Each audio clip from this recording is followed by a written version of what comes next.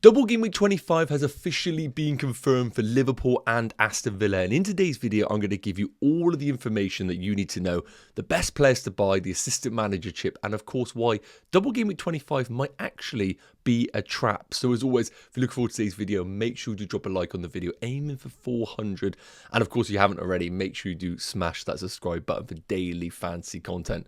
Enough waffling, let's get into today's video.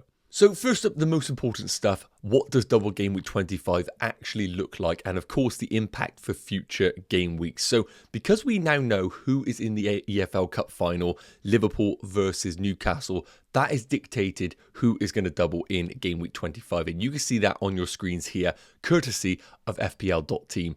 Aston Villa will have a double game week against Ipswich at home and Liverpool at home.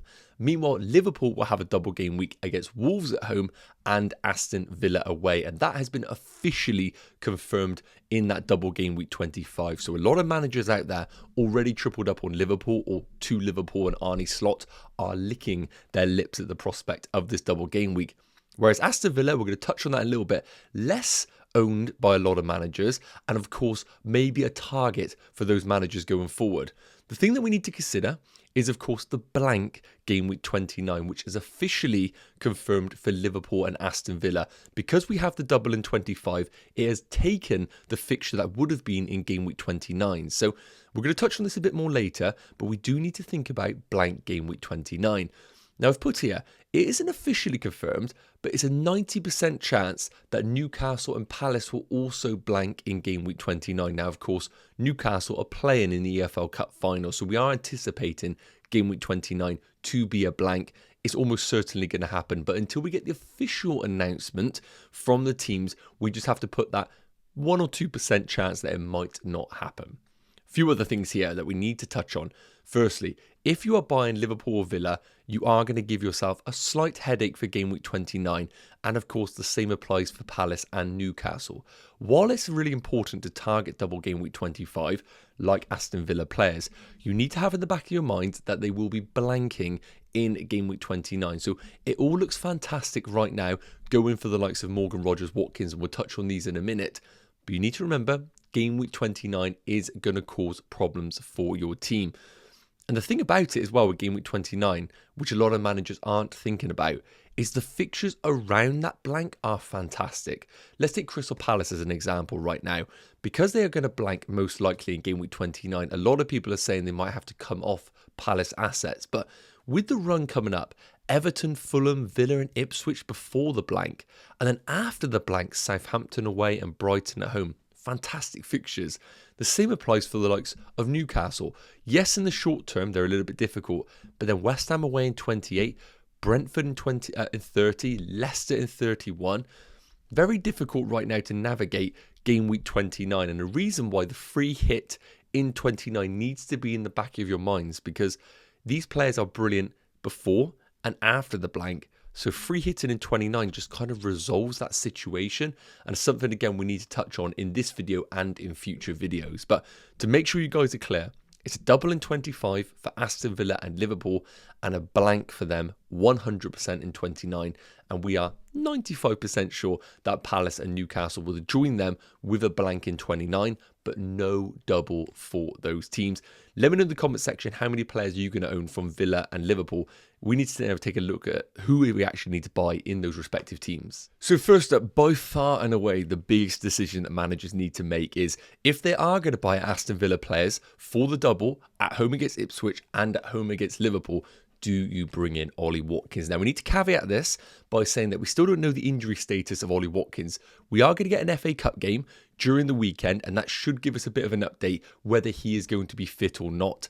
So we're going to go with the caveat that he is available, because whenever he is fit, we know he's going to play under Unai Emery, especially now that John Duran has gone to Saudi. So that has really increased the appeal of Ollie Watkins.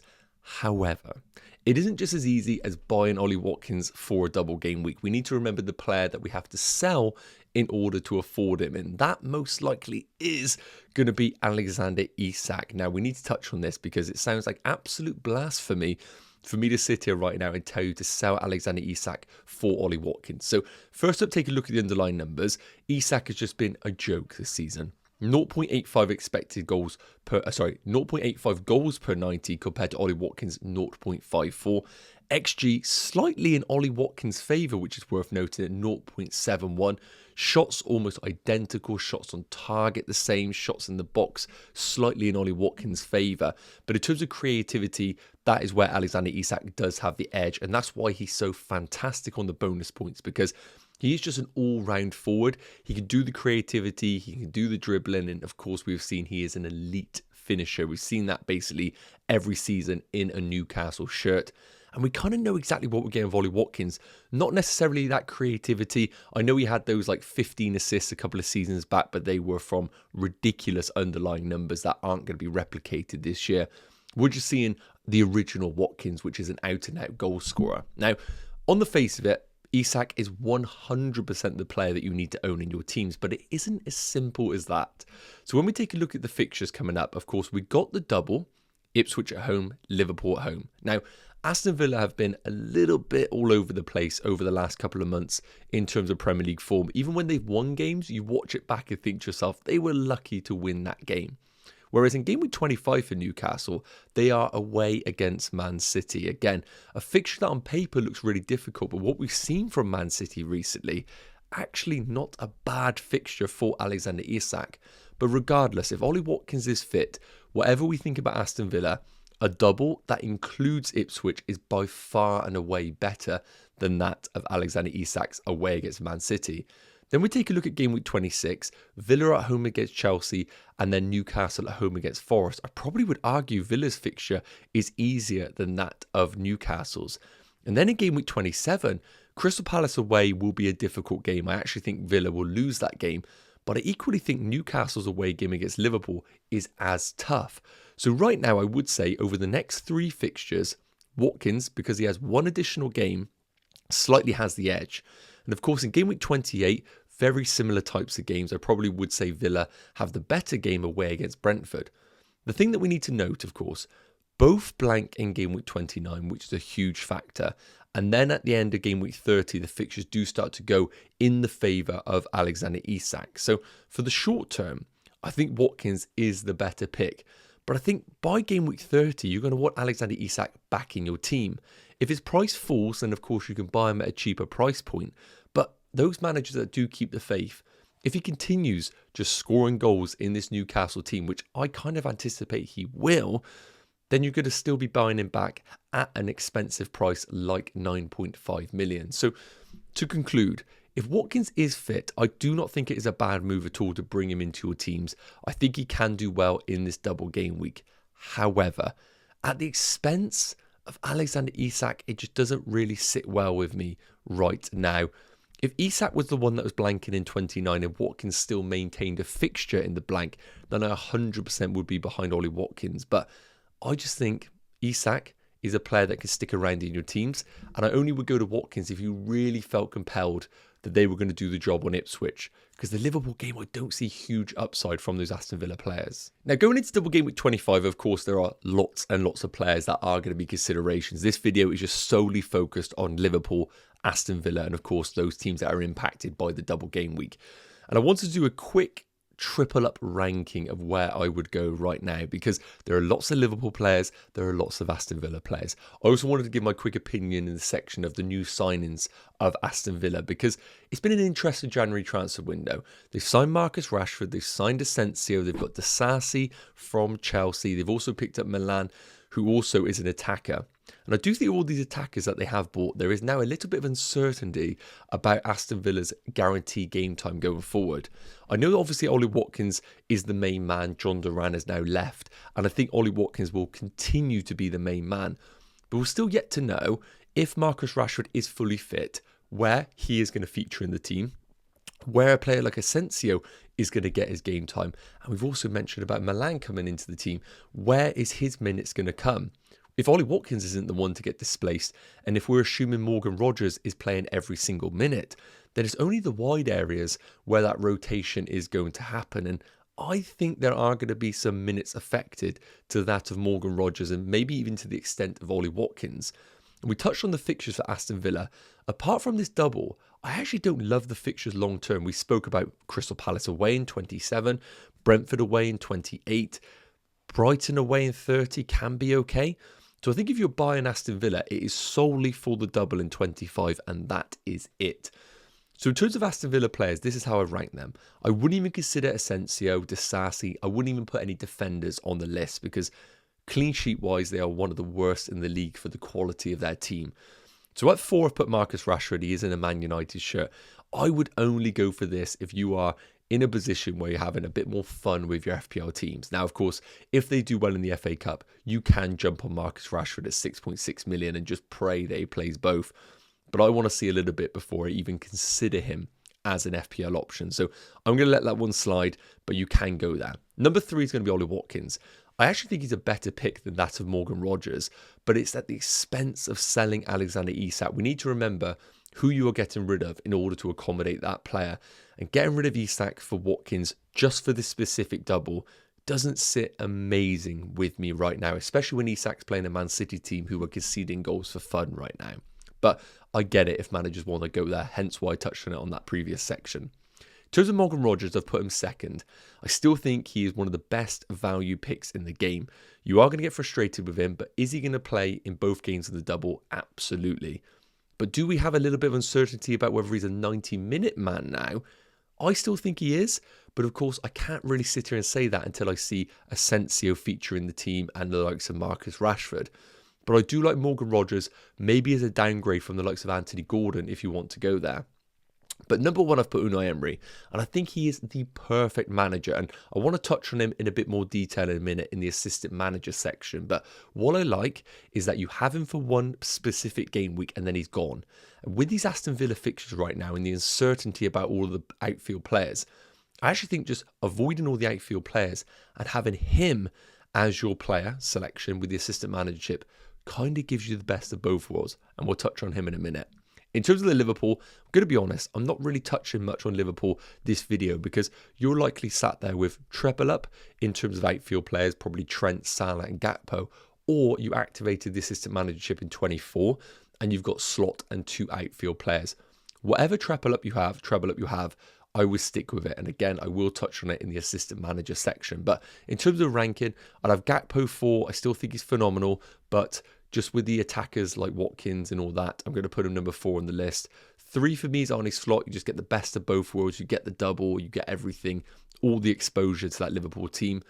If Trent is confirmed fit, he is still number 2 on this list with, of course, Mo Salah number 1. So that's the ranking. Let me know if I've missed anyone in the comment section. I want to touch on the assistant managership before giving you a bit of an idea on what I'm doing with my team, as it might help you guys. So the assistant managership proved to be a popular strategy for a lot of managers out there, whether it was activating it in double game week 24 or saving it for 25 or maybe even for later on in the season. In this section, I just wanted to quickly cover off all of the possibilities. So hopefully if you got a bit of an assistant manager headache, I can cover it off here for you. And the 3 that are in question right now is, of course, going to be David Moyes, because a lot of people had him in double game week 24. What exactly should you do with him?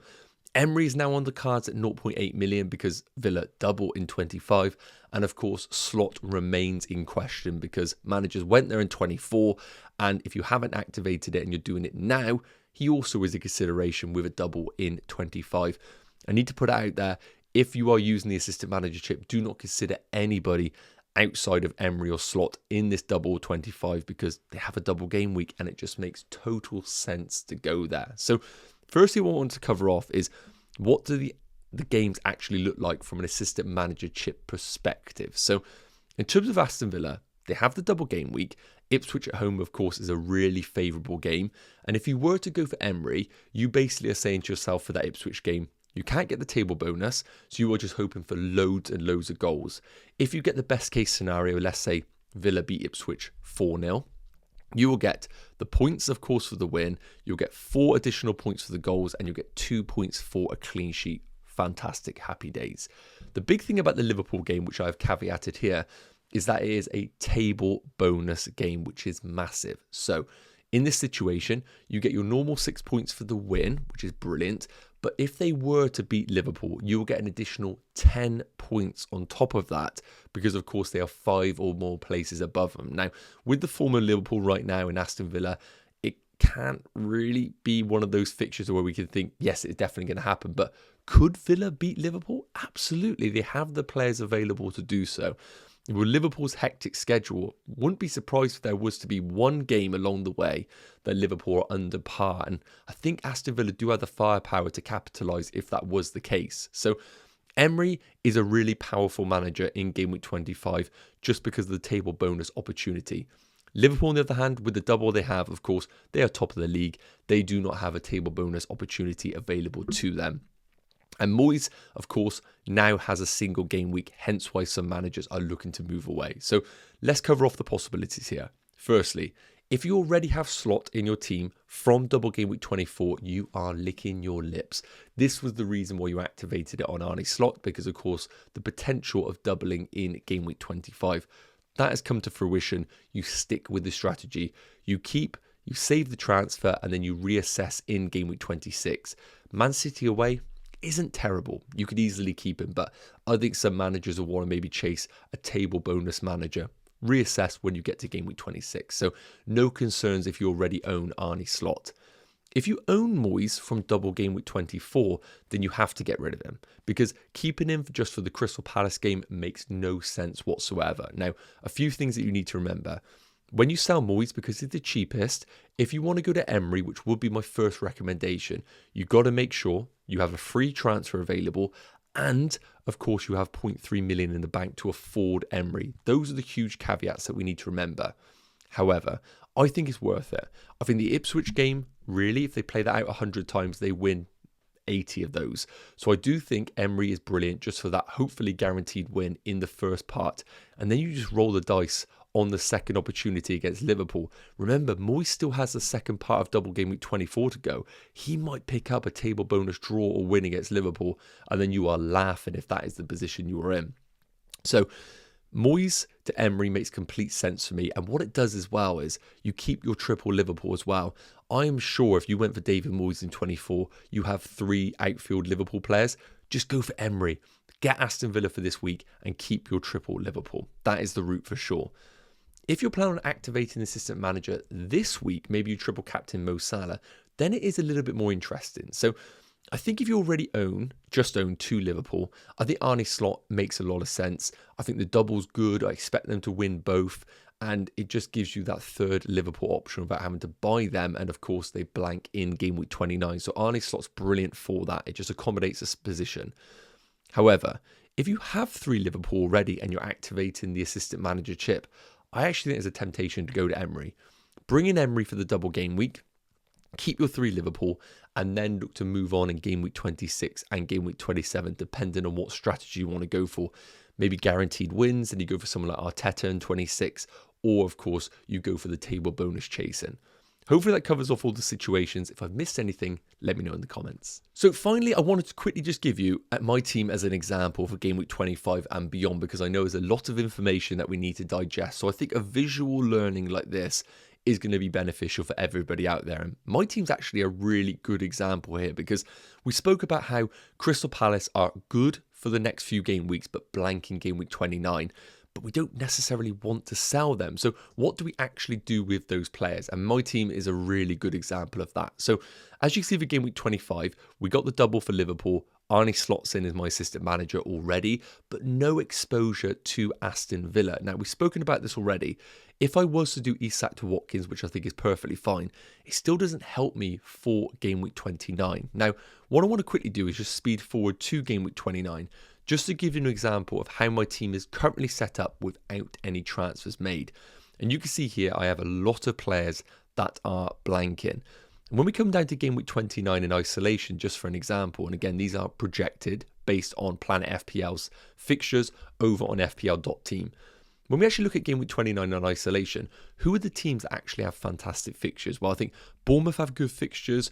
I think you could argue Fulham could have good fixtures, but the big one, of course, is Man City and Man United. Those are the two there alongside Nottingham Forest, who have really good fixtures that a lot of managers might not own. So it does play into the fact that maybe going for the strategy of keeping the Palace, Newcastle, Liverpool players and free hitting in game week 29 is actually a really viable strategy, because it will allow you for 1 week to bring in Erling Haaland, another Man City asset, someone like a Bruno Fernandes. I know that sounds a little bit scary because those teams are so unpredictable right now. But I need to obviously make it clear that game week 29 free hit allows you to keep your Liverpool, keep your Palace, keep your Newcastle, and kind of just resolve the headache. Because when I look at my team for game week 29, let's take someone like a Munoz as an example.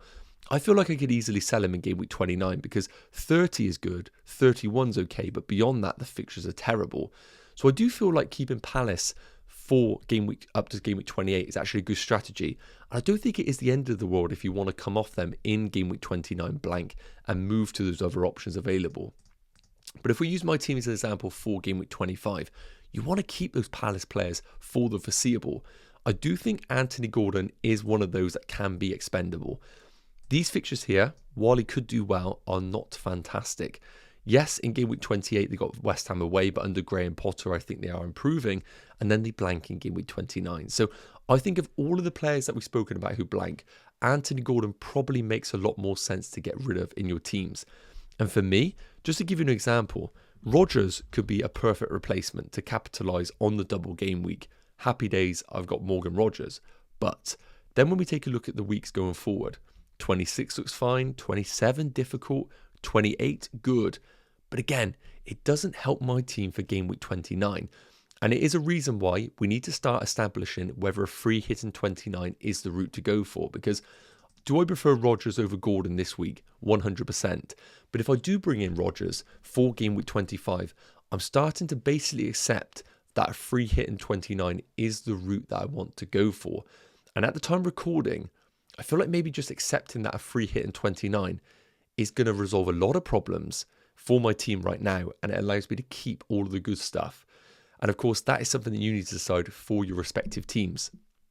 In terms of my transfer plans, Gordon to Rodgers is absolutely on the cards. But outside of that, I actually think I'm going to stick with this team and allow myself some flexibility in future game weeks. Remember, if you've got Arne Slot, you might want to get rid of him in game week 26. So keeping some transfers in the bank is going to be important for flexibility in your team and with your assistant manager. Any questions, let me know in the comments. Of course, I'll be answering them for the next foreseeable future until that deadline. Yes, guys, okay, that's going to wrap up today's double game week 25 video. Obviously, fully focusing on just this double game week announcement. Of course, I will be touching on loads of stuff going into the double game week 25 outside of just the specific fixtures in the coming days. So make sure if you're not already, you are subscribed to the channel. If you enjoyed this video, drop it a like. It is always massively appreciated. Have an amazing day, guys. Take care, and I'll see you real soon. Cheers.